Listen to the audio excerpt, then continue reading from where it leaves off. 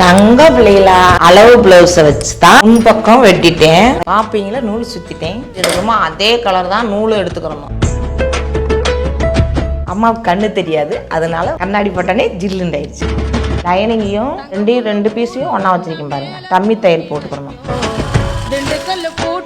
அடுத்தது எப்படி டாட் பிடிக்கிறதுன்னு சொல்கிறேன். இந்த ஷோல்டரு இப்படி மடிச்சுக்கணும். இந்த இதை எடுத்து இப்படி கரெக்ட் பண்ணிக்கணும். கிராஸ் அப்போ தான் கிராஸ் கரெக்டாக நச்சுன்னு அமையும்.